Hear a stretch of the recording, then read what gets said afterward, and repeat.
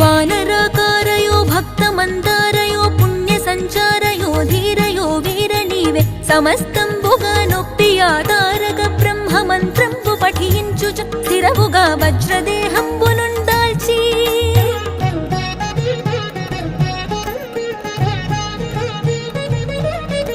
శ్రీరామ శ్రీరామయంచున్ మనఃపోతమై ఎప్పుడుంటప్పకంతలతో నా జిహ్వయందుండి దీర్ఘదేహంబు త్రైలో